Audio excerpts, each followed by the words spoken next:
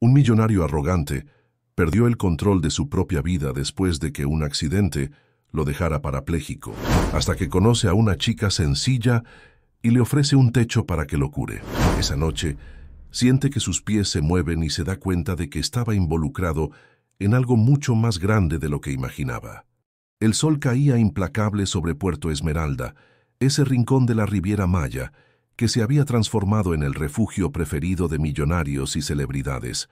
Entre todos los magnates que habían puesto sus ojos en aquel paraíso, ninguno inspiraba tanto respeto y temor como don Joaquín Alcázar Montemayor.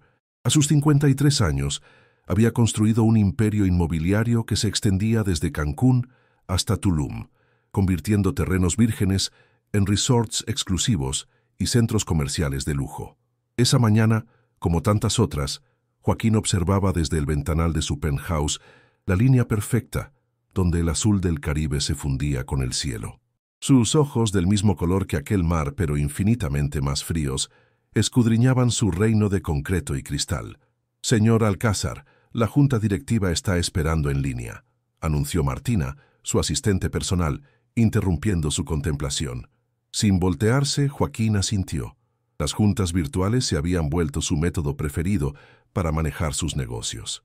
No soportaba perder tiempo en traslados, ni tolerar la presencia física de personas que consideraba prescindibles.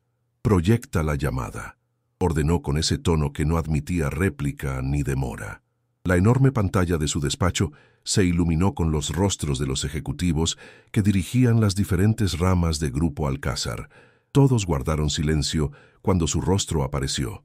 «Tenemos luz verde para el proyecto Mariposa», anunció sin preámbulos. «Las últimas familias de Pueblo Antiguo han aceptado la indemnización. Comenzaremos la demolición el próximo lunes». Nadie mencionó que aquellas familias no habían tenido otra opción, que la indemnización era una fracción del valor real de sus terrenos, ni que algunas llevaban generaciones viviendo en aquel pueblo de pescadores. Ningún ejecutivo se atrevería a cuestionar sus métodos. «¿Alguna objeción?», preguntó, sabiendo que no habría ninguna. Las cabezas negaron al unísono. «Excelente. El complejo Mariposa será el buque insignia de nuestra empresa. 18 torres residenciales, 3 hoteles de categoría premium, un campo de golf y el centro comercial más grande del sureste mexicano. Veremos nuestras acciones duplicarse en menos de un año». La reunión continuó con informes y proyecciones que Joaquín apenas escuchaba. Su mente ya estaba en la siguiente conquista, el siguiente terreno a adquirir, la siguiente fortuna a amasar. Al terminar, miró su reloj. Tenía tiempo para una rápida sesión en el gimnasio privado antes de su cita con Ricardo Salvatierra, el gobernador del estado. Una cena donde, como siempre, se aseguraría de que sus proyectos siguieran recibiendo trato preferencial. El gimnasio ocupaba una sección completa de su ático. Equipamiento de última generación y un entrenador personal exclusivo mantenían su cuerpo en la misma condición implacable que su mente. A los 53, Joaquín Alcázar se enorgullecía de parecer 10 años menor y de mantener la misma disciplina férrea en todos los aspectos de su vida. 5 series más, don Joaquín, indicó Héctor, su entrenador, mientras supervisaba sus repeticiones en la máquina de pesas. Joaquín asintió, concentrándose en cada movimiento perfectamente ejecutado. El control era su obsesión. Control sobre su cuerpo, sobre sus negocios, sobre las personas que lo rodeaban. Nunca dejaba nada al azar. Cuando terminó su rutina, pasó directamente a la piscina climatizada. 25 largos, ni uno más ni uno menos. Su vida era una sucesión de rituales precisos que nadie se atrevía a interrumpir. Esa noche, mientras su chofer lo llevaba al restaurante donde se encontraría con el gobernador, una lluvia tropical azotaba Puerto Esmeralda. A través de los cristales polarizados de su Mercedes blindado, Joaquín observaba con desdén a las personas corriendo para resguardarse. La vulnerabilidad ajena siempre le había parecido un espectáculo patético. «Hay un embotellamiento adelante, señor», informó Rogelio, su chofer de confianza. «Parece un accidente por la lluvia. Toma la ruta alternativa por la avenida costera», ordenó Joaquín revisando su teléfono. No podía permitirse llegar tarde. El chofer asintió y desvió el vehículo hacia la avenida paralela al mar. La lluvia arreciaba. convirtiendo el asfalto en un espejo oscuro y traicionero. A pesar del temporal, Rogelio mantenía el ritmo acelerado, conociendo la impaciencia de su jefe. Lo que sucedió después quedó grabado en la memoria de Joaquín como un collage de sensaciones fragmentadas: el chirrido repentino de los frenos, el grito ahogado de Rogelio, el impacto violento contra la baranda de contención y luego el vértigo infinito mientras el vehículo derrapaba y se precipitaba por el acantilado hacia las rocas que bordeaban la playa. Joaquín recordaría después el momento de suspensión, ese instante eterno en que el automóvil parecía flotar antes de comenzar el descenso.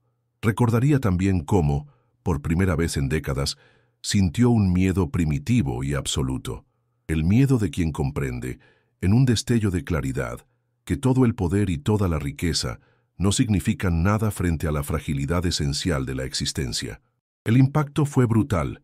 El sistema de seguridad del vehículo se activó, desplegando airbags y tensando cinturones, pero nada pudo evitar que el techo se hundiera parcialmente cuando el automóvil dio varias vueltas antes de detenerse invertido sobre las rocas. Joaquín no supo cuánto tiempo permaneció suspendido del cinturón, semiconsciente, con el rugido del mar mezclándose con las alarmas del vehículo destrozado. Cuando intentó moverse, un dolor lacerante le recorrió la espalda. Sus piernas no respondían. Los equipos de rescate tardaron 20 minutos en llegar hasta el lugar del accidente. Para cuando lograron extraerlo del amasijo de metal, Joaquín alternaba entre la conciencia y la oscuridad. Lo último que recordó antes de desmayarse completamente fue la voz de un paramédico diciendo: trauma severo en la columna vertebral. Despertó 3 días después en la suite presidencial del Hospital Internacional de Puerto Esmeralda. Un ejército de médicos, enfermeras y especialistas se movía a su alrededor. Cuando intentó incorporarse, el neurólogo principal, el doctor Ernesto Valencia, se acercó con expresión grave. Don Joaquín ha sufrido una lesión severa en la médula espinal. Hemos logrado estabilizarlo, pero... ¿Pero qué?, exigió Joaquín, con la garganta seca y la voz ronca. La lesión ha provocado una paraplegia. En este momento, no tiene movilidad ni sensibilidad de la cintura para abajo. Las palabras cayeron como un mazazo. Joaquín miró sus piernas inmóviles bajo la sábana, intentando ordenarles que se movieran. Nada sucedió. Eso es imposible, masculló. Consiga mejores médicos. Traiga especialistas de Estados Unidos, de Europa, de donde sea necesario. Ya hemos consultado con los mejores especialistas, don Joaquín. El doctor Kravitz de Nueva York y el doctor Ishikawa de Tokio han revisado sus estudios. Todos coinciden en el diagnóstico. ¿Y el pronóstico?, preguntó con una calma que contrastaba con la tormenta que se desataba en su interior. El médico dudó un instante. Existe la posibilidad de recuperación parcial con terapia intensiva, pero sería irresponsable de mi parte garantizarle que volverá a caminar. Joaquín cerró los ojos. Por primera vez en su vida adulta, sentía que perdía el control absoluto. Sus manos se aferraron a las sábanas con tanta fuerza que los nudillos se le pusieron blancos. «Déjenme solo», ordenó. Cuando la habitación quedó vacía, permitió que la magnitud de su situación lo golpeara por completo. Él, Joaquín Alcázar Montemayor, el hombre que movía millones con una firma y doblegaba voluntades con una mirada, estaba atrapado en un cuerpo que se negaba a obedecerle. Esa noche, mientras contemplaba el mar desde su habitación de hospital, tomó una decisión. Recuperaría el control de su cuerpo a cualquier precio. Usaría su fortuna, su influencia y su determinación para vencer esta situación como había vencido todos los obstáculos en su vida. No conocía otra forma de existir. Lo que no podía imaginar es que este accidente sería apenas el principio de una transformación mucho más profunda que la mera recuperación física.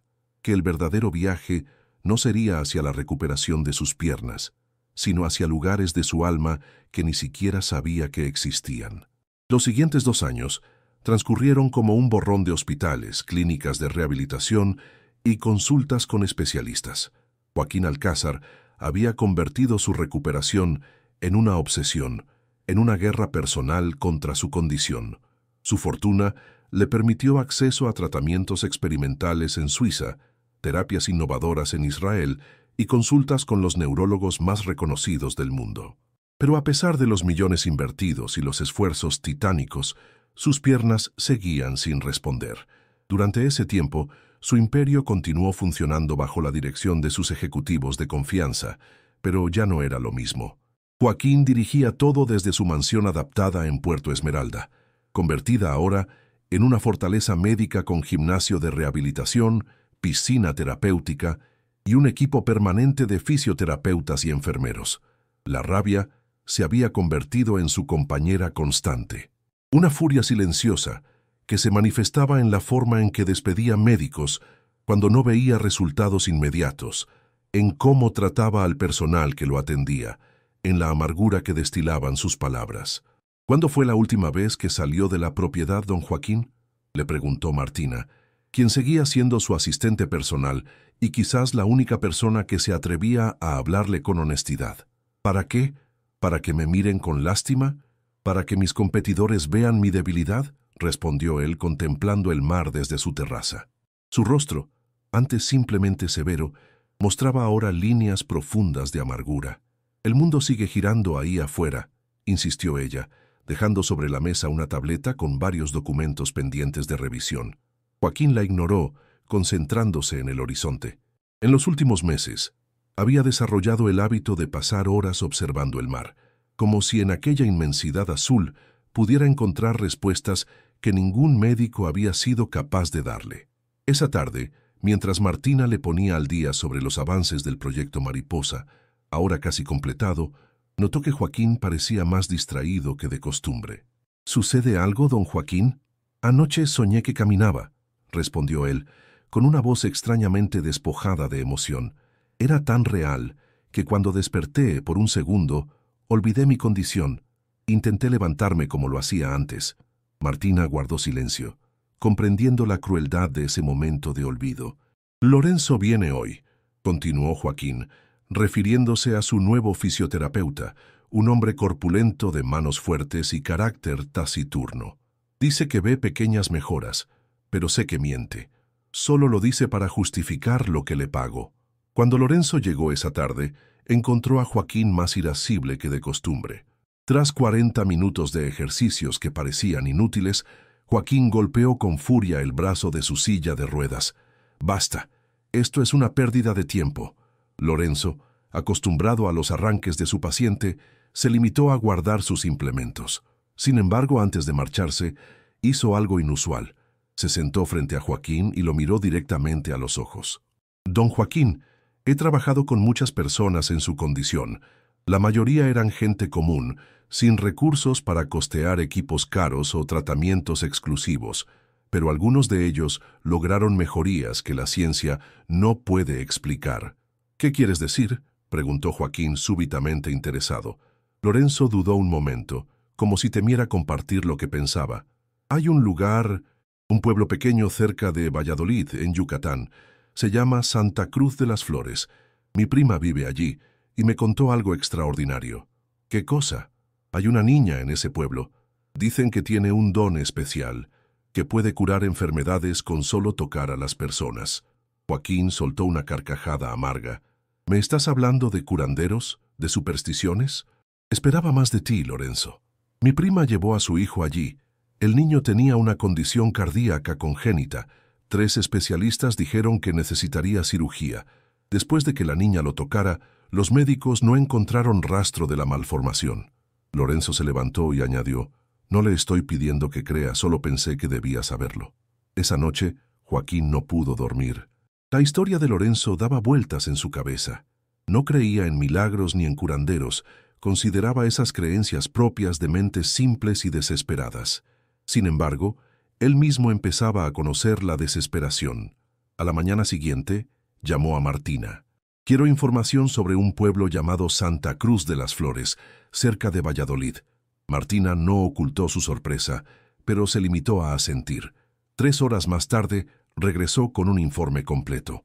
«Es un pueblo pequeño, principalmente maya, a unos 30 kilómetros de Valladolid. Economía basada en agricultura tradicional y algo de turismo por su cercanía a cenotes sagrados. Población aproximada de 2000 habitantes. ¿Algo sobre una niña con habilidades especiales?». La expresión de Martina cambió. Hay rumores locales, sí. Una niña llamada Guadalupe Tzul Canche. Tiene 12 años. La gente del pueblo la llama la niña bendita. Dicen que puede sanar enfermedades. ¿Y tú crees en eso?, preguntó Joaquín, escrutando el rostro de su asistente. Lo que yo crea no importa, don Joaquín, pero he aprendido que en este mundo existen cosas que no se pueden explicar con lógica o ciencia. Una semana después, tras mucha reflexión y contra todo lo que hubiera considerado racional antes de su accidente, Joaquín ordenó que prepararan su helicóptero privado para volar a Valladolid. Desde allí, su comitiva se trasladaría por tierra hasta Santa Cruz de las Flores. El viaje fue incómodo. Joaquín detestaba depender de otros para moverse. Odiaba las miradas de curiosidad que atraía su silla de ruedas. Aborrecía la sensación de vulnerabilidad. Cuando finalmente llegaron al pueblo, su humor estaba en su punto más oscuro. Santa Cruz de las Flores resultó ser exactamente lo que Joaquín despreciaba. Un lugar simple, con calles de tierra, casas humildes de colores desgastados por el sol, y ese ritmo lento que él asociaba con la improductividad. La comitiva, compuesta por Martina, Lorenzo, un enfermero, y 2 guardaespaldas, atrajo miradas curiosas mientras avanzaban hacia el centro del pueblo. ¿Dónde vive la niña?, preguntó Joaquín con impaciencia. Lorenzo señaló hacia una casa pequeña de color azul celeste, al final de una calle flanqueada por flamboyanes en flor. No había nada especial en aquella vivienda, nada que indicara que allí residía alguien extraordinario. «Iré primero a hablar con la familia», ofreció Lorenzo. «No están acostumbrados a visitas como la nuestra». Joaquín asintió, irritado por la espera, pero consciente de la necesidad de diplomacia. Mientras Lorenzo se dirigía a la casa, él observaba el entorno con una mezcla de desdén y curiosidad. ¿Cómo había llegado él, Joaquín Alcázar, a buscar ayuda en un lugar como este? La desesperación lo había llevado más lejos de lo que jamás hubiera imaginado. Después de lo que pareció una eternidad, Lorenzo regresó acompañado por una mujer maya de edad mediana, con el cabello recogido en una trenza y una expresión serena en el rostro. «Don Joaquín, ella es doña Carmen, la abuela de Lupita». La mujer lo saludó con una inclinación respetuosa de cabeza, pero sin la reverencia temerosa a la que estaba acostumbrado. Había algo en su mirada que lo desarmó momentáneamente.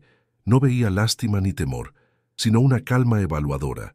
«Mi nieta lo recibirá», dijo en español pausado, «pero debe entrar solo». Joaquín frunció el ceño. No estaba acostumbrado a que le dictaran condiciones. «Mi enfermero viene conmigo», declaró, no como una petición, sino como un hecho. Doña Carmen negó suavemente. «Lupita dice que debe entrar solo o no lo verá». Por un momento, Joaquín consideró dar media vuelta e irse. Estaba en un pueblo perdido, siguiendo un rumor absurdo, y ahora le imponían condiciones. Pero algo en la firmeza tranquila de aquella mujer le hizo reconsiderar. «Está bien», concedió finalmente. Con ayuda de Lorenzo, maniobró su silla de ruedas por el sendero estrecho que conducía a la casa. El interior era simple pero impecablemente limpio. Las paredes encaladas estaban decoradas con bordados coloridos y pequeñas figuras de madera. El aroma a copal flotaba en el aire, mezclándose con el perfume de las flores frescas colocadas en un altar sencillo. En la habitación principal, sentada en una silla de madera tallada, esperaba una niña. Joaquín había esperado encontrar a alguien con apariencia especial, quizás con ese aire místico que asociaba con los charlatanes espirituales. En cambio, vio a una niña delgada de grandes ojos oscuros y cabello negro recogido en 2 trenzas, vestida con un simple huipil bordado con flores amarillas. «Buenos días, señor», saludó ella con una voz clara y melodiosa que contrastaba con su apariencia frágil. «Me llamo Guadalupe, pero todos me dicen Lupita». Joaquín asintió secamente, sin saber exactamente cómo proceder. La situación escapaba completamente a su experiencia. Finalmente, optó por la franqueza. «Me han dicho que tienes un don para curar». La niña sonrió levemente. «No soy yo quien cura, señor. Solo soy un canal para algo más grande. He gastado millones en médicos y tratamientos», dijo Joaquín, con un tono que mezclaba incredulidad y esperanza reluctante. «¿Por qué debería creer que tú puedes hacer lo que ellos no han logrado?» Lupita lo miró con una intensidad desconcertante, como si pudiera ver más allá de su exterior arrogante. hasta las profundidades de su desesperación. No necesita creer, don Joaquín. La fe no es requisito para la sanación, pero hay algo que debe saber. ¿Qué cosa? No puedo ayudarlo si solo busca recuperar sus piernas. La verdadera sanación siempre es más profunda. Joaquín se tensó, irritado por lo que percibía como una evasiva mística. He venido específicamente por mis piernas, niña. No busco ninguna iluminación espiritual. Para su sorpresa, Lupita soltó una pequeña risa, un sonido tan inesperado como refrescante en aquella habitación cargada de tensión. Lo sé, señor. Y eso es parte del problema. La niña se levantó y se acercó a él con pasos silenciosos. Pero aún así puedo ayudarlo, con una condición. ¿Condición? ¿Qué condición?, preguntó Joaquín, repentinamente alerta.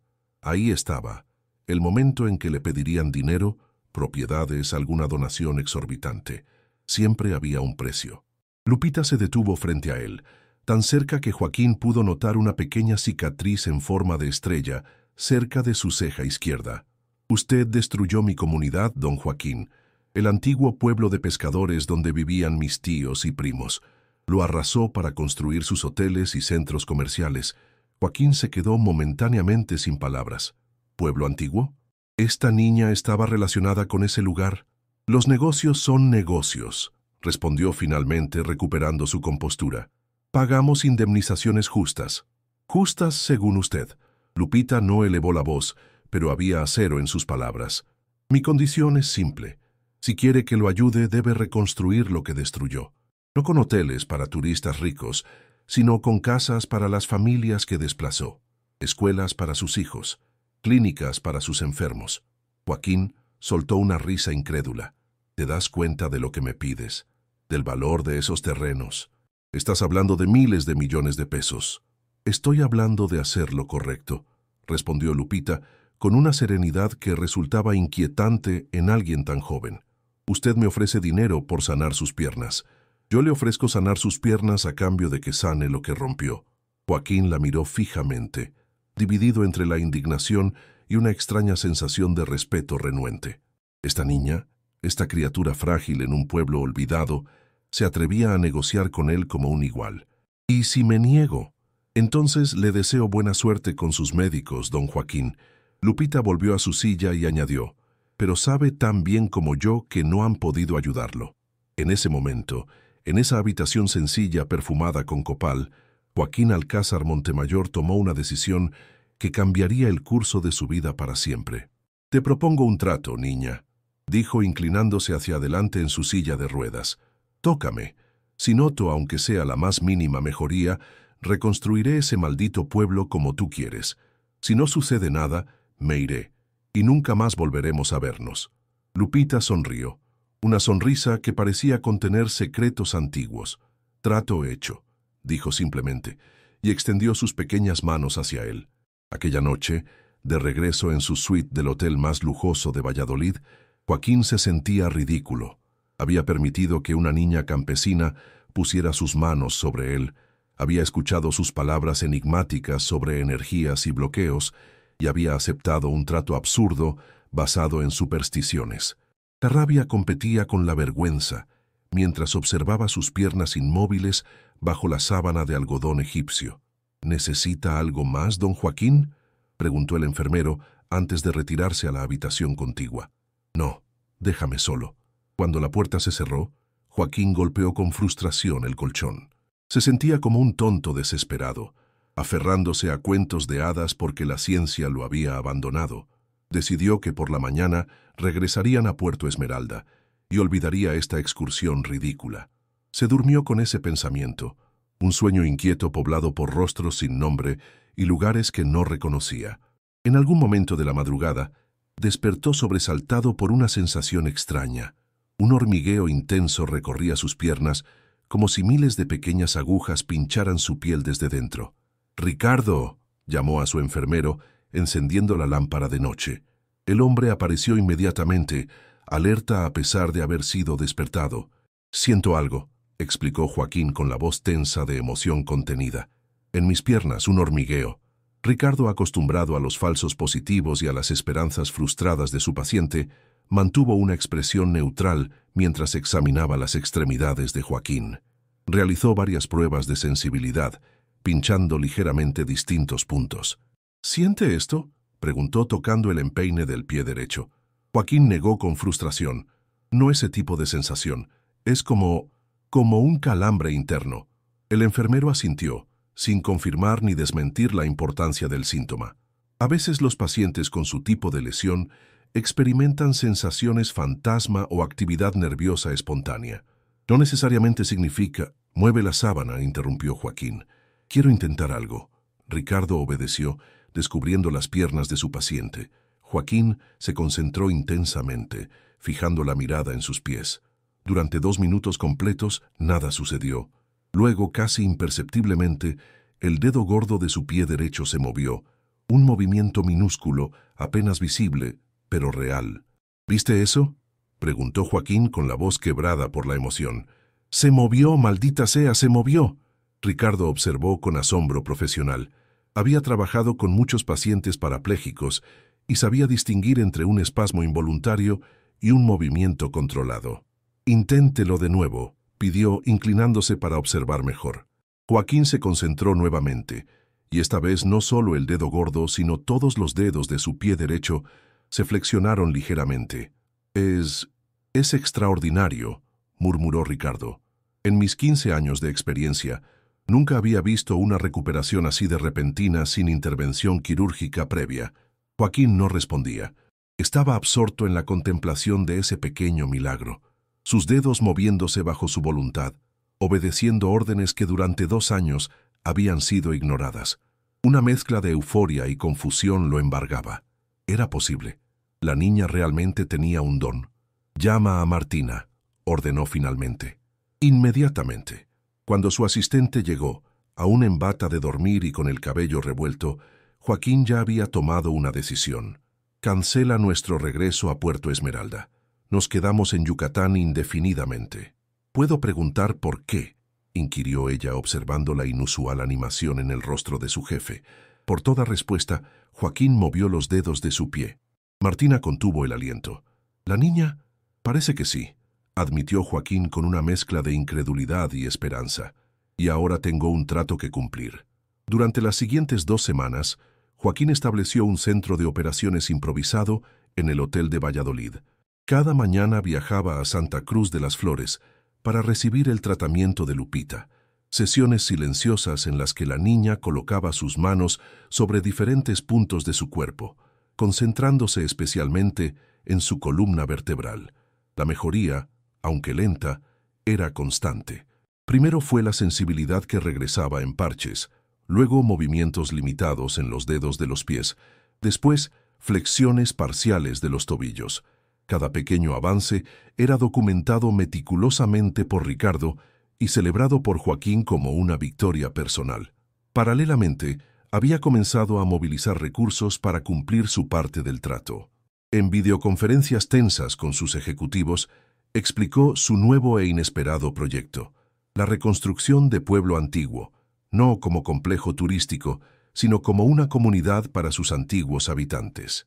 Don Joaquín, con todo respeto, «Esto es una locura», objetó Héctor Mendoza, director financiero del grupo. «El proyecto Mariposa está casi terminado. Hemos invertido más de 400 millones de dólares. Los contratos con las cadenas hoteleras están firmados». «No me interesa», respondió Joaquín con la misma frialdad que había usado durante años para imponer su voluntad. «Cancelen los contratos. Paguen las penalizaciones que sean necesarias. Las acciones se desplomarán», advirtió otro ejecutivo. «Los inversionistas exigirán explicaciones». «Diles que es una iniciativa de responsabilidad social», replicó Joaquín con impaciencia. «Inventa la historia que quieras, pero hazlo. Y quiero un censo completo de todas las familias que fueron desplazadas de Pueblo Antiguo. Nombres, edades, ocupaciones anteriores, ubicación actual. Todo». Mientras sus órdenes generaban caos en las oficinas corporativas de Grupo Alcázar, Joaquín experimentaba su propia transformación. El contacto diario con Santa Cruz de las Flores lo exponía a una realidad que siempre había ignorado deliberadamente. La vida de gente común, con preocupaciones cotidianas, sueños modestos y una dignidad que no dependía de cuentas bancarias o títulos de propiedad. Un mes después de su primer encuentro con Lupita, Joaquín logró ponerse de pie por primera vez. Ocurrió durante una sesión particularmente intensa, en la que la niña había trabajado en silencio durante casi 2 horas. «Ahora intente levantarse», dijo ella finalmente, retrocediendo unos pasos. Con la ayuda de las barras paralelas que habían instalado en la sala de tratamiento, Joaquín se impulsó hacia arriba. Sus piernas temblaban violentamente bajo su peso, pero resistieron. Por un glorioso momento, estuvo de pie por sí mismo, sin más apoyo que el de sus propias extremidades recuperadas. «¡Santo Dios!», exclamó Ricardo, quien documentaba cada sesión. «Es increíble».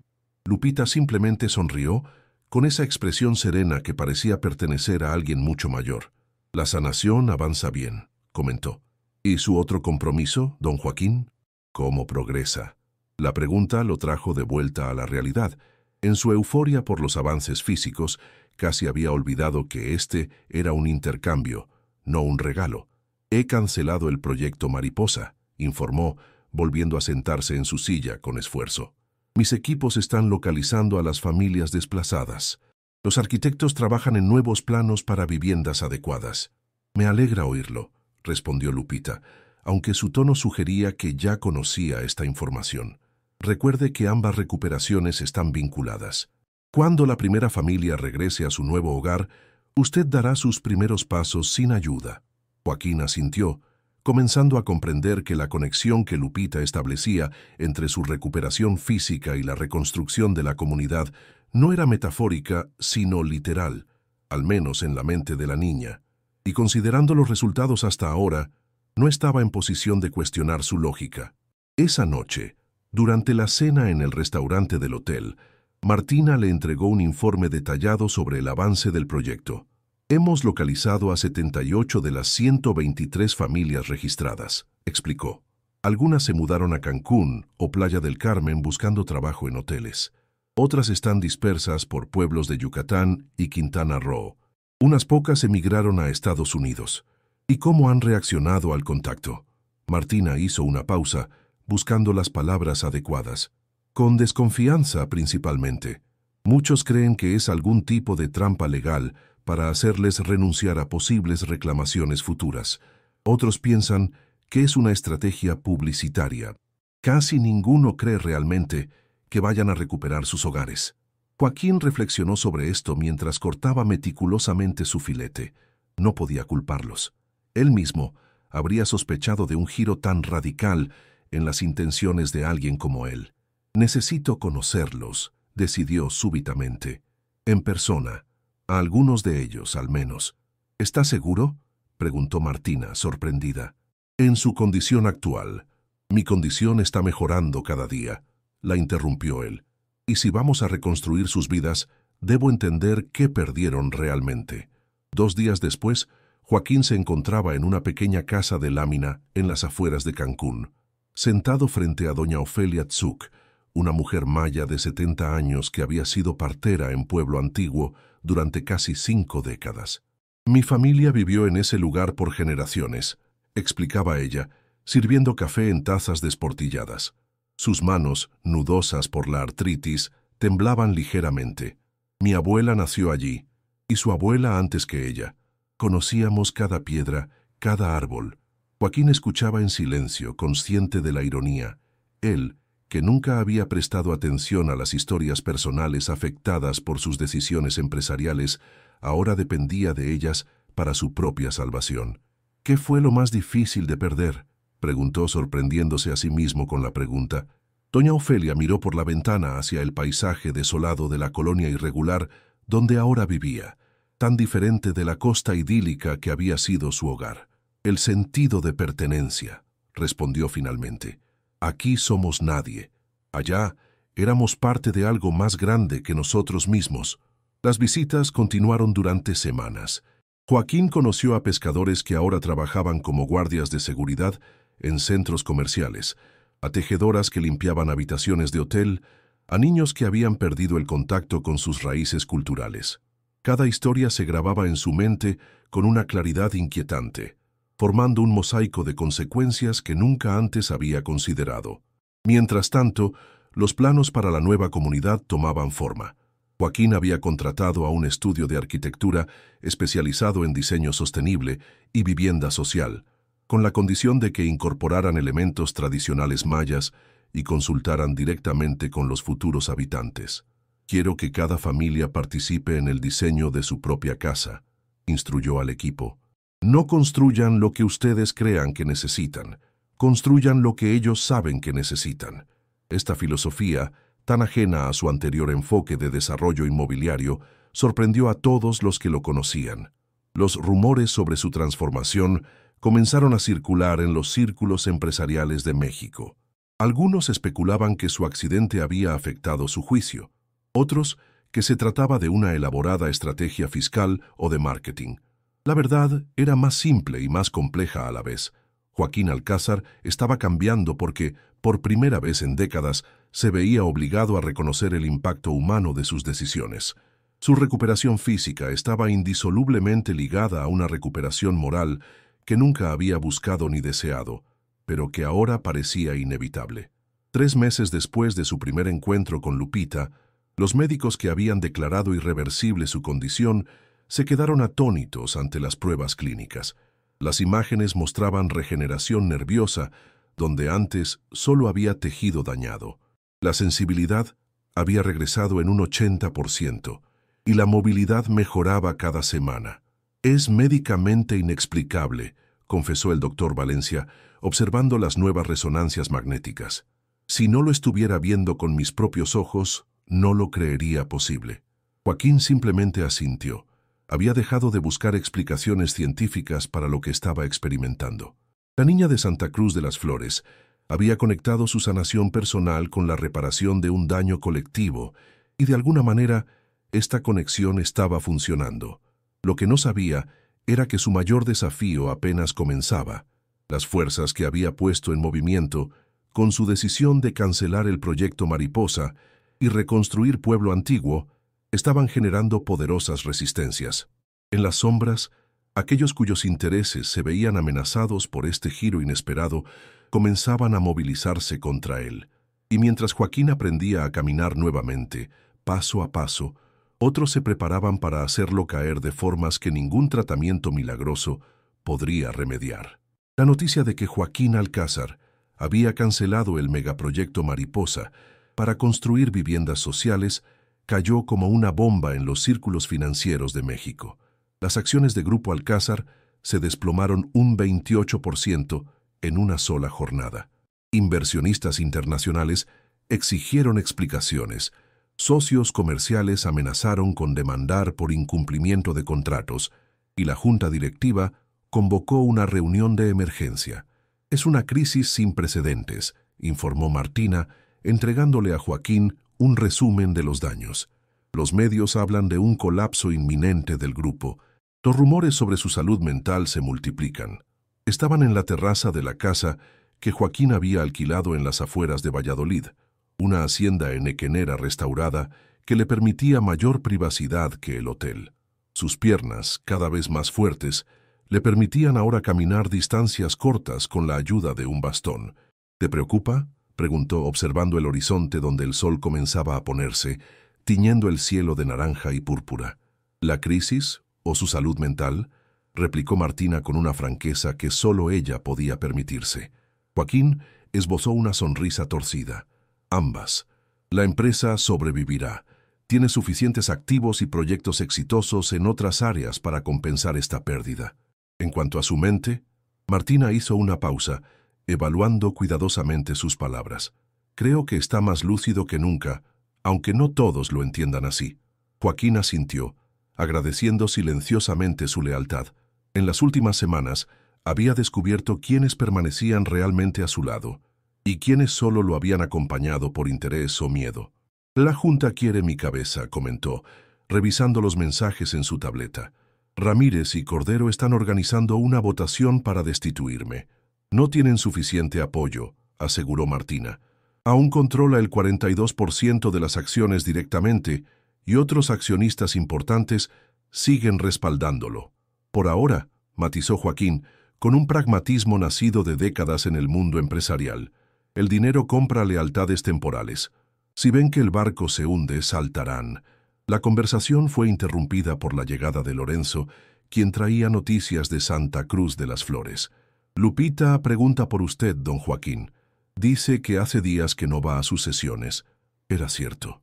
Absorto en las complicaciones empresariales y financieras, Joaquín había pospuesto sus visitas a la niña. En parte porque su recuperación avanzaba bien, pero también porque cada encuentro con ella lo dejaba emocionalmente agotado, expuesto a verdades sobre sí mismo que aún le resultaban incómodas. «Iré mañana», prometió. «¿Cómo está ella?» Lorenzo intercambió una mirada con Martina antes de responder. «No muy bien. Doña Carmen dice que ha estado débil últimamente. Duerme más de lo normal y apenas come». Algo en el tono de Lorenzo encendió una alarma en Joaquín. «¿Está enferma? ¿Han llamado a un médico?» «Su abuela dice que no es una enfermedad común. Dice que...» Lorenzo dudó, visiblemente incómodo. «Dice que es el precio de curar a otros». Joaquín frunció el ceño, procesando esta información. «¿Qué quieres decir?» «Según las creencias locales, los curanderos tradicionales no eliminan el mal, solo lo absorben y lo transforman. Cada curación tiene un costo personal». La idea resultaba perturbadora. Joaquín había estado tan concentrado en su propia recuperación que no había considerado las consecuencias para Lupita. Una nueva preocupación se sumó a las muchas que ya lo asediaban. «Mañana a primera hora iremos a verla», decidió. Esa noche, mientras revisaba los avances en los planos de reconstrucción de Pueblo Antiguo, recibió una llamada inesperada. Era Ernesto Salvatierra, uno de los principales desarrolladores turísticos de la región y su competidor más directo.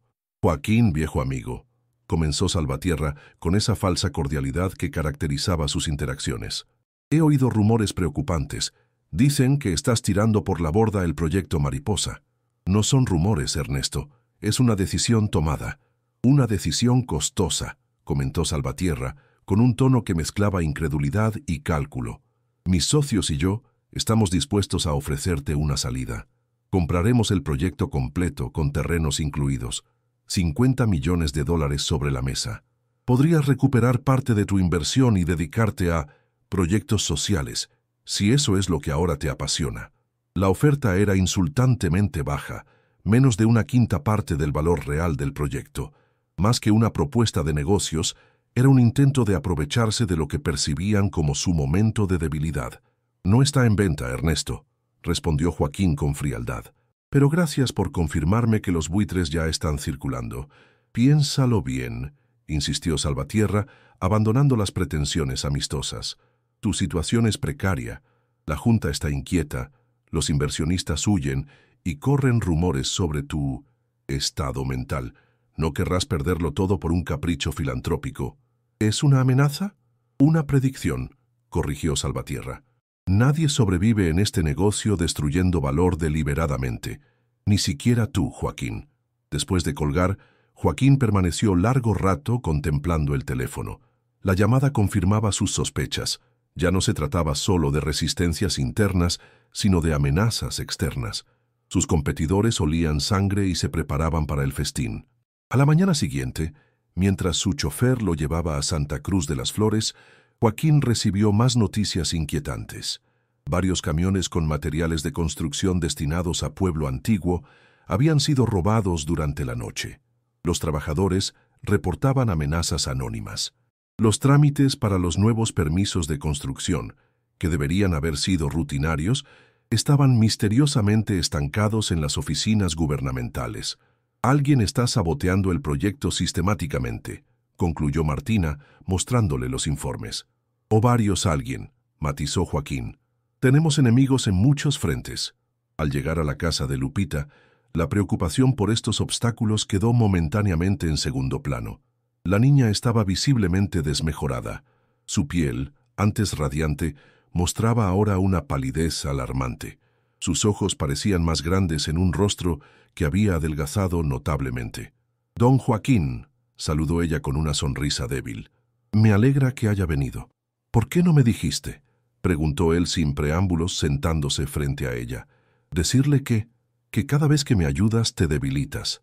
Lupita desvió la mirada hacia la ventana, donde una mariposa monarca, revoloteaba entre las flores de un arbusto de bugambilia. No habría cambiado nada, respondió finalmente. Es mi don y mi responsabilidad. Cada sanador conoce el precio. Joaquín sintió una mezcla de culpa y frustración. Podríamos haber espaciado más las sesiones. Podríamos haber buscado otra forma. No hay otra forma, aseguró Lupita con una serenidad que contrastaba con su apariencia frágil. Y no se preocupe tanto, me recuperaré. Siempre lo hago. No habrá más sesiones por ahora, decidió Joaquín. Mi recuperación va bien. Puedo esperar hasta que estés mejor. No es tan simple, objetó la niña. La conexión que establecimos no se puede interrumpir así. Su sanación y la reconstrucción de la comunidad están vinculadas. Si una se detiene, la otra también. Joaquín frunció el ceño, irritado por la persistencia de esta lógica mística que escapaba a su comprensión racional. ¿Qué propones entonces? Continuar, pero de otra manera. Lupita se incorporó con esfuerzo y caminó hasta un pequeño baúl de madera tallada. De él extrajo un sobre amarillento. Necesito que investigue algo. En Pueblo Antiguo, antes de la demolición, había una casa en la calle del Pescador número 7. Quiero que averigüe quién vivía allí y qué les ocurrió. ¿Por qué es importante? Lo sabrá cuando lo descubra, respondió ella enigmáticamente. Mientras tanto, debemos espaciar nuestras sesiones. Una vez por semana será suficiente. Joaquín aceptó a regañadientes, aunque la asignación de esta tarea misteriosa lo desconcertaba. Al regresar a Valladolid, encargó inmediatamente a Martina que investigara sobre la casa y sus habitantes. Los días siguientes fueron un torbellino de actividad. Para contrarrestar el sabotaje a los materiales de construcción, Joaquín estableció nuevas rutas de suministro y contrató seguridad adicional. Para desbloquear los permisos atascados, utilizó sus conexiones políticas, prometiendo apoyos futuros a quienes facilitaran el proceso. Para calmar a la junta directiva, presentó un plan financiero detallado que demostraba cómo el grupo podría absorber las pérdidas del proyecto Mariposa sin comprometer su estabilidad a largo plazo. Es una batalla en todos los frentes, comentó a Martina una noche, mientras cenaban en la terraza de la hacienda. Pero por primera vez en mi vida, siento que estoy luchando por algo que vale la pena. Martina lo observó con curiosidad. ¿Puedo preguntarle algo personal, don Joaquín? Él asintió, sirviéndose otra copa de vino. ¿Qué ha cambiado realmente? Hace 6 meses, usted habría aplastado cualquier obstáculo sin contemplaciones. Habría usado su poder e influencia para silenciar oposiciones, no para construir consensos. Joaquín reflexionó largamente antes de responder. Cuando estás en una silla de ruedas, cuando dependes de otros para las funciones más básicas, comprendes la fragilidad de forma visceral. Todo lo que daba por sentado, mi independencia, mi control, mi invulnerabilidad, se reveló como una ilusión. Hizo una pausa, buscando las palabras precisas. Creo que el accidente comenzó a quebrar algo en mí, y Lupita simplemente terminó el trabajo. 3 días después, Martina le entregó un informe detallado sobre la casa de la calle del Pescador número 7. Era un expediente sorprendentemente voluminoso. La casa pertenecía a la familia Canché Tun, explicó.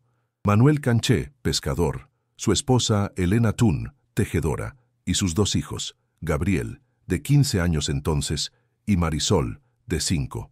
¿Qué les ocurrió tras el desalojo?, preguntó Joaquín, hojeando el expediente con creciente interés. El rostro de Martina se ensombreció. No recibieron la indemnización a tiempo, un error administrativo aparentemente. Se trasladaron a Cancún, donde vivieron en condiciones precarias en una colonia irregular.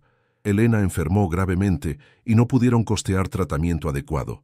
Falleció 6 meses después del desalojo. Joaquín sintió un nudo en la garganta. Cientos de familias habían sido desplazadas por sus proyectos a lo largo de los años. Pero nunca antes había conocido sus historias individuales, los dramas humanos detrás de las frías transacciones inmobiliarias. ¿Y el resto de la familia? Manuel no superó la pérdida de su esposa, se sumió en una profunda depresión. Un año después del fallecimiento de Elena, decidió terminar con su sufrimiento. La hija, Marisol, fue enviada a un orfanato estatal, y Gabriel desapareció. Algunos vecinos dicen que se fue a Estados Unidos, otros que se unió a grupos delictivos. No hay registros oficiales desde entonces. Joaquín cerró el expediente, sintiendo un peso aplastante en el pecho. Una familia completa destruida indirectamente por sus acciones. Hay algo más, añadió Martina dudando. Algo extraño que encontré mientras investigaba. Marisol Canchetún nació el mismo día que usted, don Joaquín, el 17 de octubre, aunque con 36 años de diferencia. Esta coincidencia resultaba inquietante, pero Joaquín no tuvo tiempo de reflexionar sobre ella. Su teléfono sonó con urgencia. Era Lorenzo. Don Joaquín, tiene que venir inmediatamente a Santa Cruz. Lupita ha colapsado. El viaje hasta el pueblo pareció eterno, a pesar de que su chofer condujo a toda velocidad. Cuando finalmente llegaron a la casa de la niña, encontraron a doña Carmen arrodillada junto a una cama donde Lupita yacía inconsciente, su respiración apenas perceptible. ¿Qué sucedió?, preguntó Joaquín arrodillándose con dificultad junto al lecho. Estaba curando a un niño con fiebre alta, explicó doña Carmen, con la voz quebrada por la preocupación. De repente, se desplomó. No responde desde entonces. Hay que llevarla a un hospital, decidió Joaquín, preparándose para cargarla él mismo a pesar de sus piernas aún débiles. No, detuvo doña Carmen con firmeza. Los médicos no comprenderían lo que le ocurre. Su cuerpo está bien. Es su espíritu el que se ha agotado. Entonces, ¿qué hacemos? No podemos simplemente esperar. Usted puede ayudarla, respondió la anciana, mirándolo intensamente. Encontró lo que ella le pidió que buscara, ¿verdad? Sobre la familia de la Casa 7. Joaquín asintió, desconcertado por la conexión entre ambos asuntos. Hay un vínculo entre ustedes que va más allá de sanador y paciente, continuó doña Carmen. Lupita lo eligió por una razón. ¿Comprende ahora cuál es? No, admitió Joaquín frustrado. Solo sé que una familia fue destruida, en parte por mis acciones. No cualquier familia, corrigió la anciana. Una familia conectada con su destino. La niña que nació el mismo día que usted. El equilibrio que se rompió. Joaquín miró a la frágil figura en la cama, esta niña extraordinaria que había cambiado el curso de su vida. Por primera vez, consideró la posibilidad de que todo esto fuera parte de un plan más grande, una cadena de eventos diseñada para llevarlo a este preciso momento. ¿Qué debo hacer?, preguntó finalmente. Doña Carmen tomó su mano y la colocó sobre la frente de Lupita. Lo que ella ha hecho por usted. Dar sin esperar recibir. Curar sin condiciones. Joaquín cerró los ojos, sintiéndose ridículo y esperanzado a la vez. No creía poseer ningún don curativo, pero en ese momento estaba dispuesto a intentar cualquier cosa. Concentró toda su atención en la niña, visualizando energía fluyendo de sus manos hacia ella, imaginando su fuerza vital restaurándose. Para su asombro, sintió un calor intenso extenderse desde sus palmas, como si algo tangible se transfiriera entre ellos. Simultáneamente, un hormigueo familiar recorrió sus piernas, pero esta vez en dirección inversa, como si algo lo abandonara. Cuando finalmente retiró las manos, exhausto por un esfuerzo que no comprendía, los ojos de Lupita se abrieron lentamente. «Lo entendió», murmuró ella con una sonrisa débil. «El círculo se completa». Joaquín no tuvo tiempo de preguntarle qué significaban esas palabras. Un mareo repentino lo invadió, y la habitación comenzó a girar a su alrededor. Lo último que vio antes de perder el conocimiento fue el rostro de Lupita, iluminado por una sonrisa serena que parecía contener todos los secretos del universo. Joaquín despertó sobresaltado, desorientado en la penumbra de una habitación desconocida. Le tomó varios segundos comprender que seguía en la casa de Lupita, acostado en un catre improvisado. A través de la ventana entreabierta, la luz plateada de la luna llena dibujaba patrones sobre el suelo de tierra apisonada. Se incorporó lentamente, esperando sentir debilidad en las piernas. Para su sorpresa, éstas respondieron con normalidad, como si el episodio de transferencia energética no hubiera afectado su recuperación. Se puso de pie y caminó hasta la habitación contigua, donde Lupita dormía plácidamente bajo la vigilancia atenta de su abuela. «Ha mejorado», susurró doña Carmen al verlo entrar. «Su fiebre ha bajado y su respiración es normal». «¿Cuánto tiempo estuve inconsciente?», preguntó Joaquín frotándose la nuca dolorida. «Apenas unas horas». Para alguien que nunca había canalizado energía curativa, Resistió admirablemente. Joaquín no sabía qué pensar sobre lo ocurrido. Toda su vida había sido un hombre pragmático, ajeno a misticismos y creencias sobrenaturales. Sin embargo, lo que había experimentado esa noche escapaba a cualquier explicación racional. «¿Cómo es posible?», murmuró, más para sí mismo que para la anciana. «¿Cómo pude ayudarla si no tengo ningún don?». «Todos tenemos el potencial de sanar», respondió ella, ajustando la manta que cubría a su nieta. «Algunos lo descubren temprano, como Lupita. Otros necesitan circunstancias extraordinarias para despertar esa capacidad. Está diciendo que yo... El don siempre estuvo en usted, dormido. Lupita simplemente lo despertó». La idea resultaba tan descabellada que Joaquín casi rió. Él, el despiadado magnate inmobiliario convertido en sanador, era una ironía cósmica demasiado perfecta para ser creíble. Regresó a la hacienda al amanecer, sumido en pensamientos contradictorios. Por un lado, los eventos de la noche anterior parecían confirmar todo lo que Lupita y su abuela creían sobre energías curativas y dones místicos. Por otro, su mente analítica buscaba explicaciones alternativas. Sugestión, coincidencia, autoengaño. «¿Se encuentra bien?», preguntó Martina cuando lo vio entrar, notando las ojeras profundas y su expresión perturbada. «No lo sé», confesó Joaquín, dejándose caer pesadamente en un sillón. «Algo extraordinario sucedió anoche, algo que desafía todo lo que creía posible». Le relató lo ocurrido, esperando que su asistente, siempre pragmática, ofreciera alguna explicación racional. Para su sorpresa, Martina escuchó sin interrumpir ni mostrar incredulidad. «¿Crees que me estoy volviendo loco?», preguntó finalmente, con una vulnerabilidad inusual en él. «Creo que está experimentando algo que escapa a nuestra comprensión habitual del mundo», respondió ella cuidadosamente. «Y creo que en vez de resistirse, debería permitirse explorar esa experiencia». En los días siguientes, mientras supervisaba los avances de la reconstrucción de Pueblo Antiguo, Joaquín no pudo dejar de reflexionar sobre las palabras de doña Carmen.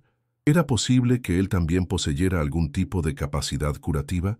¿Qué significaba realmente su conexión con Lupita y con la familia Canchetún? Una semana después del incidente, Joaquín recibió una llamada inesperada. Era el gerente del Hospital Comunitario de Valladolid. «Don Joaquín, disculpe la molestia», comenzó el hombre con tono nervioso. «Tenemos un caso inusual. Una niña de 7 años con una condición cardíaca severa. Los especialistas dicen que necesita cirugía urgente, pero sus padres no pueden costearla. ¿Y por qué me llama a mí?», preguntó Joaquín, aunque sospechaba la respuesta. «La niña dice que soñó con usted. Insiste en que puede curarla». El gerente hizo una pausa incómoda. Normalmente no prestaría atención a algo así, pero coincide con ciertos rumores que han comenzado a circular sobre usted en la región. Joaquín cerró los ojos, procesando la información. Los rumores se habían extendido más rápido de lo que imaginaba. «Iré esta tarde», decidió finalmente. El hospital era un edificio modesto pero limpio, con paredes pintadas de colores alegres, en un intento por contrarrestar la inherente tristeza de un lugar donde el sufrimiento humano es cotidiano. La niña, Isabela, ocupaba una cama en la sección pediátrica. Era pequeña para su edad, con grandes ojos oscuros que parecían demasiado sabios para una criatura tan joven. «Sabía que vendría», dijo ella cuando lo vio entrar, con una sonrisa que iluminó su rostro pálido. Sus padres, campesinos de un ejido cercano, observaban la escena con una mezcla de esperanza y recelo. «Isabela no deja de hablar de usted», explicó la madre, una mujer joven con rastros de belleza marchitada por las preocupaciones. «Dice que lo vio en sus sueños, curando su corazón». Joaquín se sentó junto a la cama, sintiéndose extrañamente tranquilo a pesar de lo absurdo de la situación. «¿Te duele?», preguntó a la niña, señalando su pecho. «A veces», respondió ella, como si tuviera un pajarito asustado dentro aleteando muy rápido. La descripción tan infantil y tan precisa a la vez conmovió a Joaquín. «¿Puedo?», preguntó extendiendo su mano hacia ella. La niña asintió, y Joaquín colocó suavemente su palma sobre el pequeño pecho.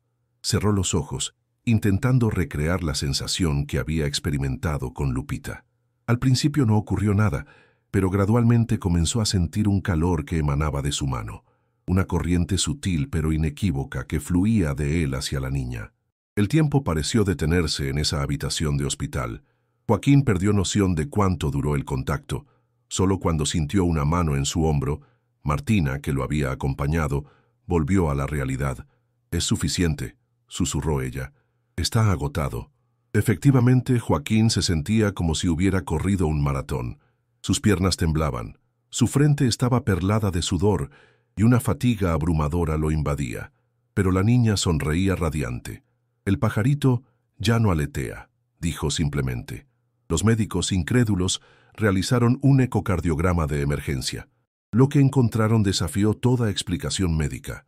La malformación cardíaca, que habían diagnosticado claramente en estudios anteriores, había desaparecido casi por completo. «Es imposible», balbuceó el cardiólogo, revisando una y otra vez las imágenes. «No tiene sentido». Pero para Joaquín, extrañamente, comenzaba a tenerlo. En el camino de regreso a la hacienda, sumido en un agotamiento que iba más allá de lo físico, comprendió que su vida había cambiado irrevocablemente. No era solo que pudiera caminar de nuevo, ni que hubiera descubierto una insospechada capacidad curativa. Era algo más profundo, una transformación en su forma de entender su lugar en el mundo. «Necesito encontrar a Gabriel Canché», anunció a Martina al día siguiente. «Es importante». La búsqueda del hijo desaparecido de la familia de la calle del Pescador número 7 se convirtió en su nueva obsesión. Mientras las obras en Pueblo Antiguo avanzaban enfrentando sabotajes ocasionales y resistencia burocrática, Joaquín desplegó recursos considerables para localizar al joven que había desaparecido años atrás.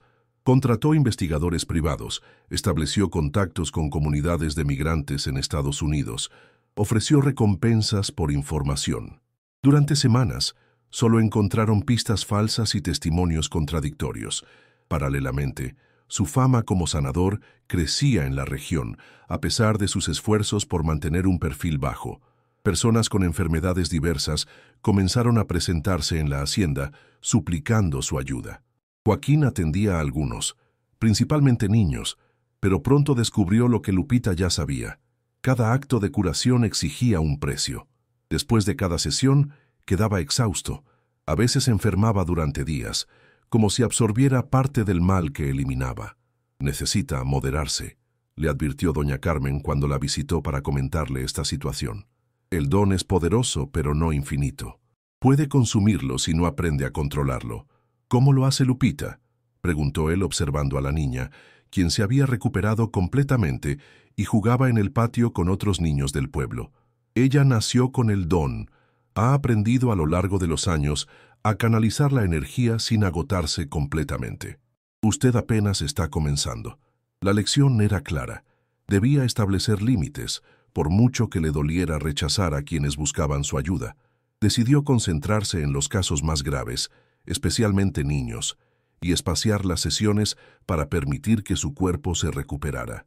Mientras tanto, la situación en el ámbito empresarial se tornaba cada vez más tensa. La junta directiva de Grupo Alcázar había convocado una votación extraordinaria para destituirlo como presidente ejecutivo. Sus detractores argumentaban que sus recientes decisiones ponían en riesgo la estabilidad financiera de la empresa y que su comportamiento errático sugería incapacidad para continuar al mando. «La votación será en 3 semanas», informó Martina, visiblemente preocupada. «Están movilizando a accionistas minoritarios, ofreciendo todo tipo de incentivos para que voten contra usted. ¿Te sorprende?», preguntó Joaquín con una calma que contrastaba con la gravedad de la situación. «Estoy deshaciendo todo lo que construí durante décadas. Para ellos, soy un traidor a la causa del capitalismo salvaje. ¿No le preocupa perder el control de su imperio?». Joaquín miró por la ventana hacia los jardines de la hacienda, donde mariposas monarca revoloteaban entre las flores. Hace 6 meses habría movido cielo y tierra para impedirlo. Habría manipulado, amenazado, comprado voluntades. Ahora hizo una pausa buscando las palabras adecuadas. «Ahora entiendo que hay cosas más importantes que el control y el poder». Esa noche recibió una llamada que cambiaría nuevamente el curso de su historia. Uno de los investigadores había localizado a Gabriel Canché, el hijo desaparecido de la familia de Pueblo Antiguo. «Vive en Mérida», informó el investigador.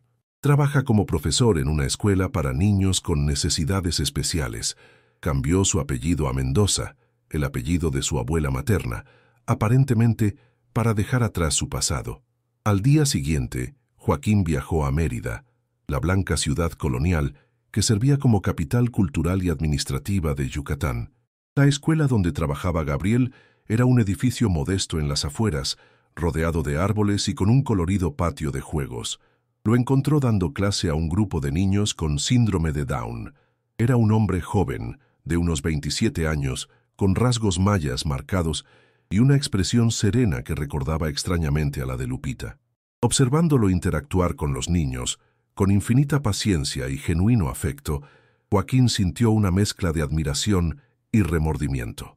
Cuando la clase terminó, se presentó en la puerta del aula. Gabriel lo reconoció inmediatamente, a pesar de que nunca se habían visto en persona. Su expresión pasó de la sorpresa al recelo. Joaquín Alcázar, dijo, ni como pregunta ni como saludo, sino como simple constatación. El hombre que destruyó mi hogar. Él mismo, admitió Joaquín, sin intentar suavizar la acusación. ¿Podemos hablar? Se sentaron en una banca del patio, bajo la sombra de un flamboyán en flor. Durante varios minutos ninguno habló. Finalmente, Joaquín rompió el silencio. He venido a pedirte perdón, dijo simplemente, aunque sé que no hay perdón suficiente para lo que le ocurrió a tu familia. Gabriel lo miró con intensidad, como evaluando la sinceridad de sus palabras. ¿Por qué ahora? Han pasado años. Joaquín le contó entonces toda la historia. Su accidente, su parálisis, su encuentro con Lupita, la condición que ella había impuesto para sanarlo, la reconstrucción de Pueblo Antiguo, el descubrimiento de su propia capacidad curativa y la búsqueda que lo había llevado hasta él. Suena como un cuento fantástico, comentó Gabriel cuando terminó.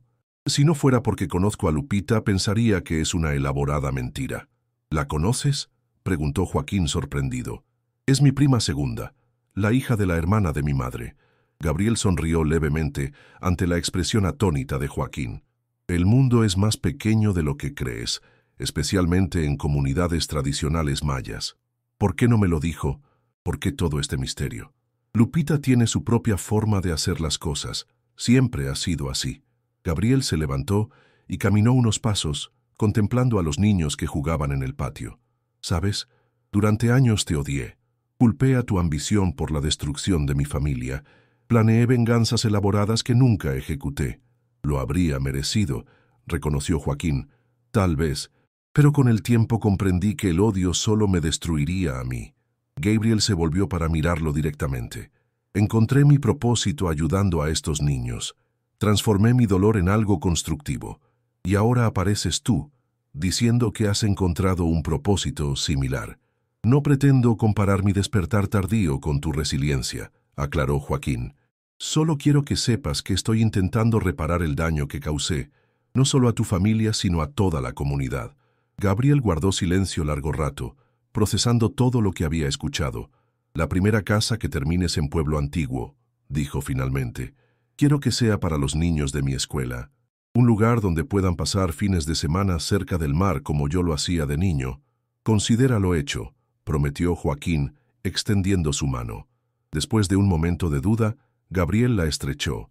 De regreso a Valladolid, Joaquín experimentó una sensación de cierre, como si un círculo importante en su vida se hubiera completado, pero sabía que la historia aún no terminaba.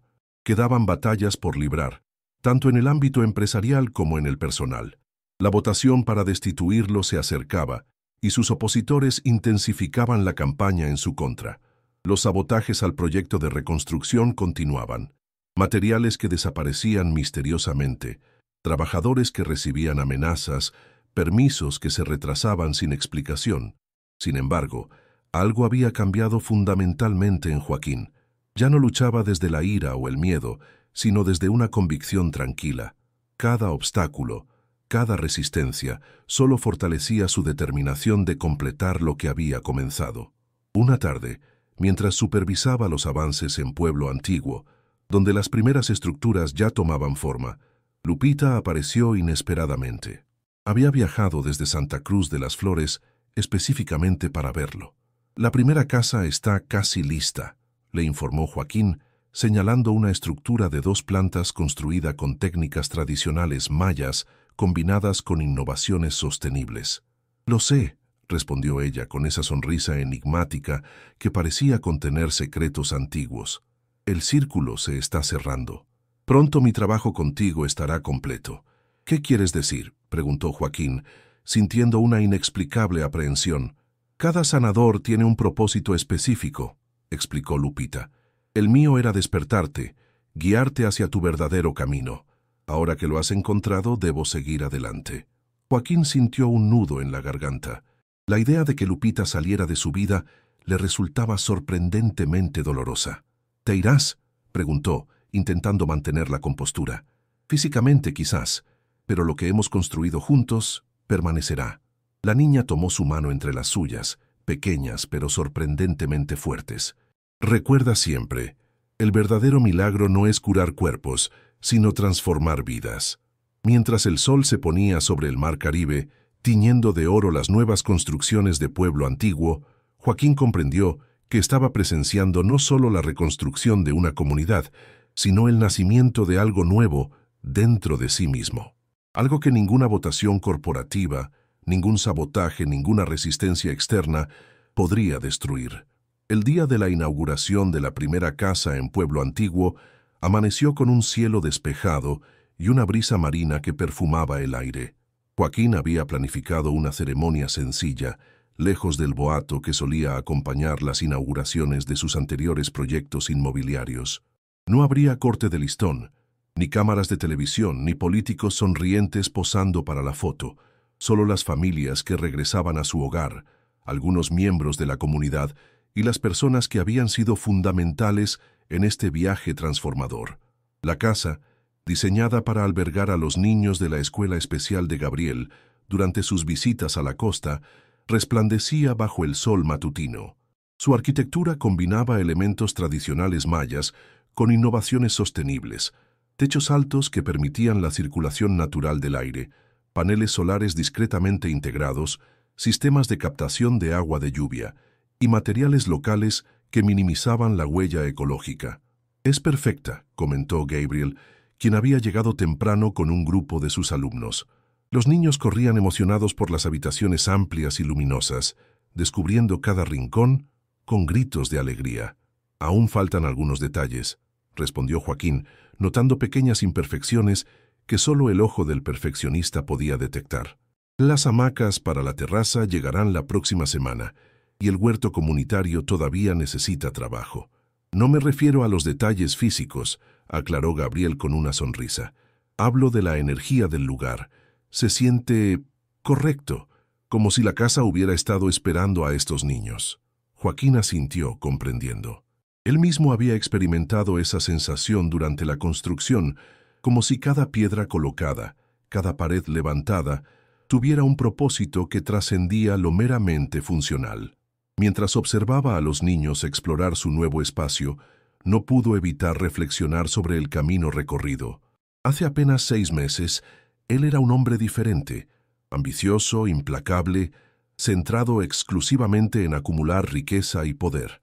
El accidente que lo dejó paralizado había sido solo el inicio de una transformación mucho más profunda.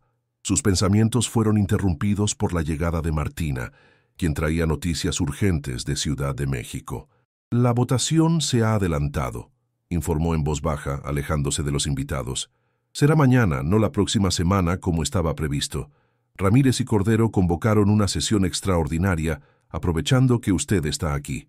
«Una jugada predecible», comentó Joaquín con una calma que sorprendió a su asistente. «Quieren tomarme desprevenido, forzar una votación mientras estoy lejos. Puedo organizar un vuelo privado para esta tarde. Si salimos inmediatamente después de la ceremonia, podría llegar a tiempo para la reunión». Joaquín contempló la casa, los niños, el mar que se extendía en el horizonte como una promesa infinita.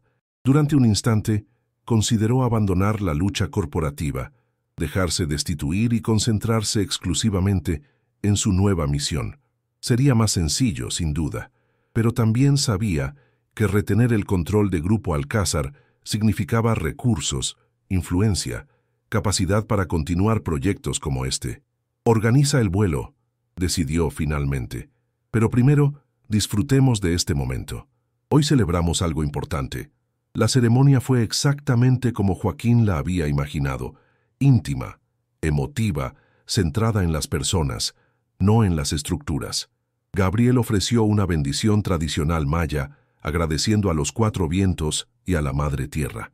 Los niños plantaron un árbol de ceiba sagrado en la cosmología maya, como símbolo de renacimiento y continuidad. Faltaba, sin embargo, alguien fundamental: Lupita. Joaquín había enviado una invitación especial a Santa Cruz de las Flores, pero ni ella ni su abuela habían respondido. Su ausencia proyectaba una sombra sutil sobre la celebración, como una nota discordante en una melodía perfecta. ¿Alguna noticia de Lupita?, preguntó a Lorenzo, quien mantenía contacto regular con el pueblo. Nadie la ha visto en 3 días, respondió el fisioterapeuta con expresión preocupada. Doña Carmen dice que no nos preocupemos, que a veces se retira a lugares sagrados para renovar su energía, pero es extraño que desaparezca justo ahora. Joaquín asintió, intentando ignorar la inquietud que crecía en su interior. Las palabras de Lupita resonaban en su memoria. Pronto mi trabajo contigo estará completo. ¿Era esta su forma de despedirse? La celebración continuó hasta la tarde. Cuando los últimos invitados se marcharon, Joaquín recorrió la casa vacía, grabando cada detalle en su memoria. Esta era solo la primera de muchas. Los planos para reconstruir todo pueblo antiguo ya estaban aprobados, y las obras avanzaban a buen ritmo a pesar de los sabotajes ocasionales. Antes de partir hacia el aeropuerto, dio un último paseo por la playa. El sol comenzaba a descender, pintando el cielo de tonos anaranjados y púrpura. Fue entonces cuando la vio, una pequeña figura sentada sobre las rocas, contemplando el horizonte. Su corazón dio un vuelco al reconocer las 2 trenzas negras ondeando en la brisa marina. «Sabía que vendrías», dijo al acercarse a Lupita. La niña giró la cabeza y le sonrió, pero había algo diferente en su expresión, una serenidad casi sobrenatural que la hacía parecer más etérea que nunca. «Tenía que ver la casa», respondió ella, volviendo la mirada hacia el mar. «Es exactamente como debía ser. Te extrañamos en la ceremonia. Estuve allí a mi manera». Lupita palmeó la roca junto a ella, invitándolo a sentarse. «Te esperan tiempos difíciles, don Joaquín. La batalla de mañana es solo el comienzo». Joaquín se sentó pesadamente, sintiendo el cansancio acumulado de meses de lucha en múltiples frentes. «¿Lo sabes?», preguntó, no del todo sorprendido por la omnisciencia aparente de la niña. «Hay cosas que puedo ver, aunque no siempre las comprendo completamente». Lupita recogió una concha perfecta que la marea había depositado cerca y la examinó con curiosidad infantil. «Lo que sí sé es que ya no necesitas mi ayuda para enfrentarlas». «Te equivocas», contradijo Joaquín. «Sin ti, sin tus tratamientos, temo que mi recuperación...» «Tu cuerpo está sanado», interrumpió ella con suavidad. «Lo que quedaba por sanar era más profundo, y ese trabajo ya está hecho también». Extendió la concha hacia él, un pequeño regalo de despedida. «Ahora el don vive en ti. Lo que hiciste por mí aquella noche lo demostró».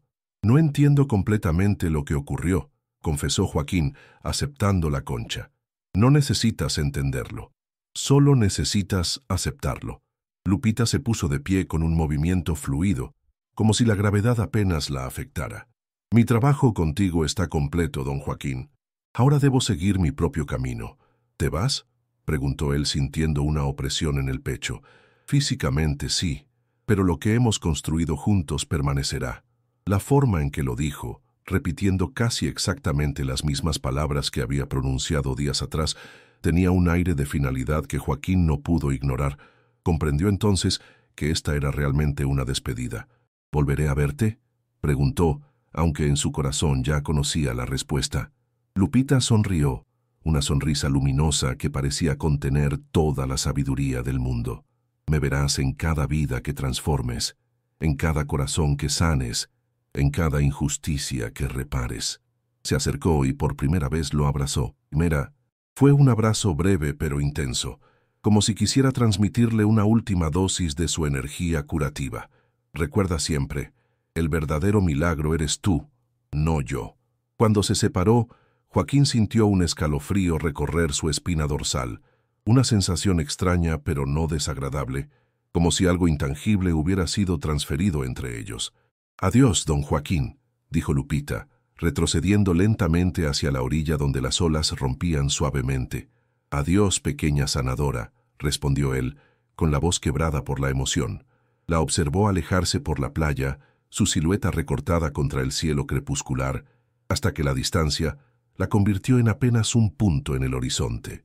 Solo entonces notó que caminaba sin bastón, sin esfuerzo aparente, como si la última transferencia de energía hubiera completado definitivamente su curación física. El vuelo a Ciudad de México transcurrió en un silencio reflexivo. Joaquín repasaba mentalmente las estrategias para la reunión del día siguiente, pero su mente regresaba una y otra vez a la despedida en la playa. Sentía como si un capítulo fundamental de su vida hubiera concluido, dando paso a algo nuevo e incierto. «¿Está listo para mañana?», preguntó Martina, interrumpiendo sus pensamientos. «Será una batalla dura». «Estoy listo», confirmó él con una seguridad que sorprendió a su asistente. «Pero quiero que sepas que, pase lo que pase, continuaré con los proyectos de reconstrucción. Si pierdo el control de Grupo Alcázar, encontraré otras formas de financiarlos». «Lo sé», asintió ella con una sonrisa cómplice. «Por cierto, hay algo que deberías saber. He estado investigando a Ramírez y Cordero.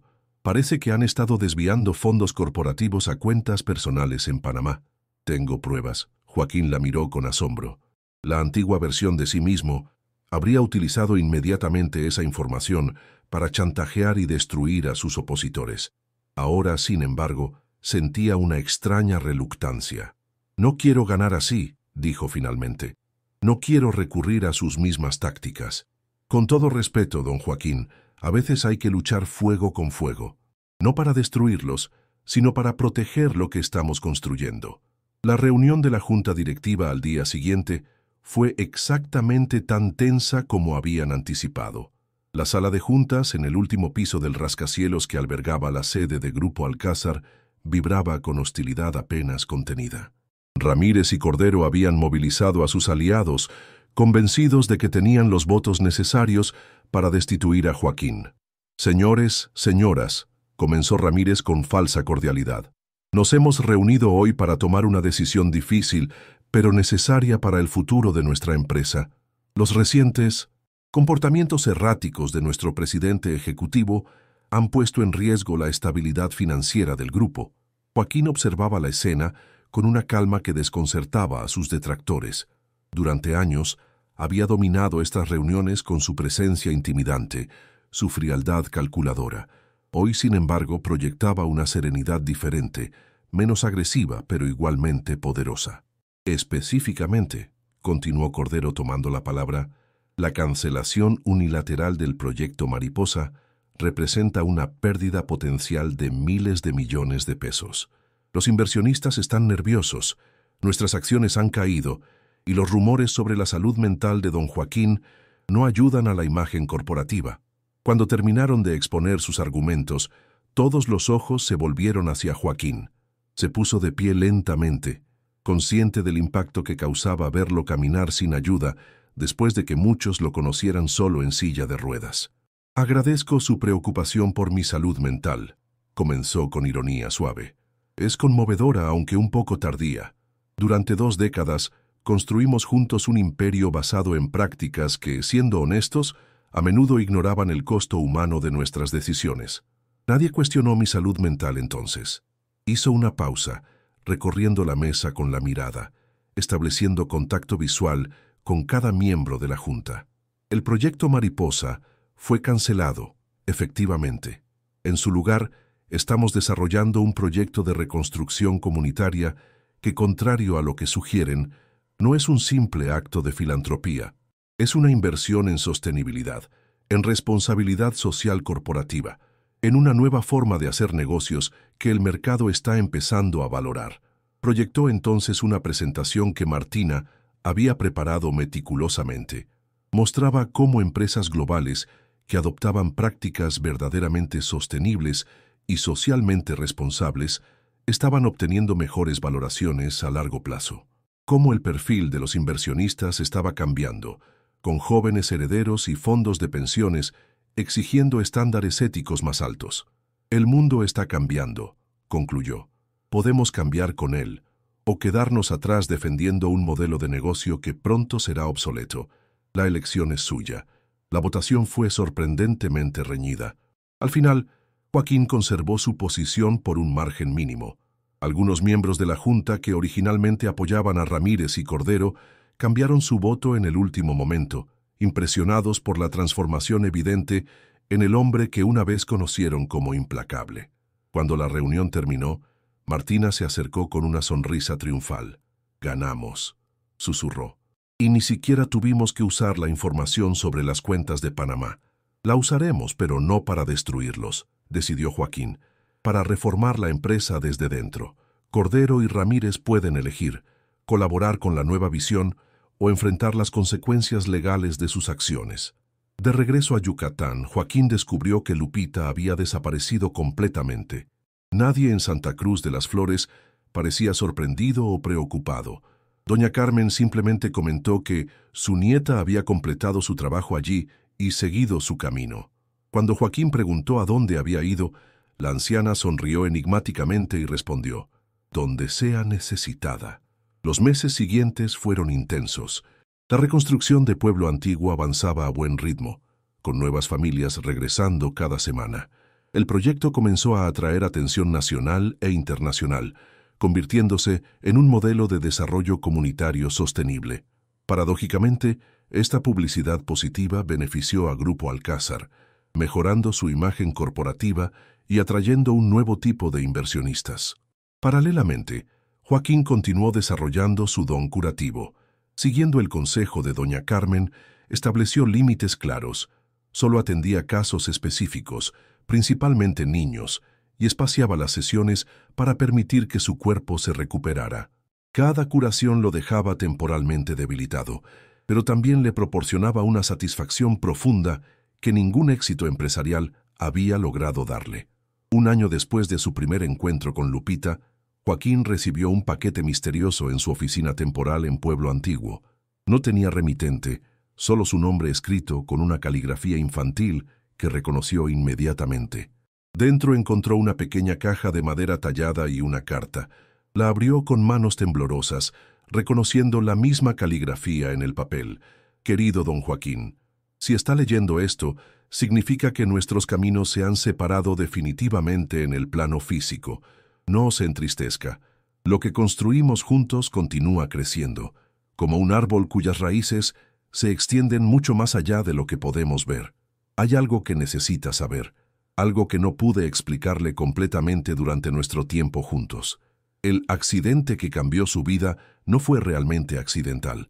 Fue parte de un plan mayor, un reajuste necesario en el equilibrio de energías que rigen nuestro mundo. Usted preguntó una vez por qué lo elegía usted. La respuesta está en la conexión que descubrió. Marisol Canché, la niña nacida el mismo día que usted, cuya familia fue destruida indirectamente por sus acciones. Cuando ella partió de este mundo, dejó un vacío que solo podía ser llenado por usted. El verdadero milagro no fue su sanación física, sino su transformación interior. No fue mi don curándolo, sino su propio espíritu despertando a su verdadero propósito. Dentro de la caja encontrará algo especial, una pequeña figura de jade que perteneció a Marisol. Su energía está conectada con la suya, de maneras que quizás nunca comprenda completamente. Llévela consigo cuando sane a otros y sentirá su poder amplificado. Continúe el trabajo que comenzamos juntos. En cada vida transformada, en cada injusticia reparada, en cada corazón sanado, estaré allí con usted, con amor eterno. Lupita. Joaquín abrió la caja con manos temblorosas. Dentro encontró una pequeña figura de jade, una mariposa perfectamente tallada que parecía brillar con luz propia. Al tocarla, sintió una corriente cálida recorrer su cuerpo, como un saludo de alguien querido tras una larga ausencia. Esa noche, contemplando desde su balcón el nuevo Pueblo Antiguo que tomaba forma día a día, Joaquín reflexionó sobre el extraordinario viaje que había emprendido, de magnate inmobiliario despiadado a sanador y reconstructor de comunidades. De hombre que valoraba únicamente el poder y el control a ser humano, que comprendía la interconexión de todas las vidas. La figura de Jade descansaba en su palma, cálida y reconfortante. Pensó en Marisol, la niña que nunca conoció, pero con quien compartía una conexión misteriosa. Pensó en Lupita, la pequeña sanadora que había transformado su vida con su sabiduría antigua y su corazón compasivo. Y pensó en sí mismo, en el hombre que había sido y en el que estaba llegando a ser. El camino había sido doloroso, lleno de pérdidas y desafíos, pero también de descubrimientos profundos y alegrías inesperadas. Al día siguiente, mientras inauguraba una nueva escuela en Pueblo Antiguo, Joaquín percibió fugazmente una silueta familiar entre la multitud, una niña de trenzas negras que lo observaba con una sonrisa enigmática. Cuando intentó acercarse, la figura desapareció, dejando solo una mariposa monarca revoloteando en el lugar donde había estado. Joaquín sonrió, comprendiendo el mensaje. Lupita cumplía su promesa. Estaría presente en cada vida transformada, en cada corazón sanado, en cada injusticia reparada. No como una presencia física, sino como la esencia misma del milagro que ambos habían creado juntos. Y así, el hombre que una vez había construido fortunas sobre el sufrimiento ajeno, encontró su verdadera riqueza en la capacidad de sanar y transformar vidas. Su imperio ya no se medía en propiedades o cuentas bancarias, sino en sonrisas recuperadas, en hogares reconstruidos, en comunidades renacidas. El verdadero milagro, como Lupita había dicho, no era la curación física, sino la transformación del corazón humano. Un milagro que, una vez desencadenado, continuaría expandiéndose en círculos infinitos, tocando vidas mucho más allá de lo que cualquiera podría imaginar.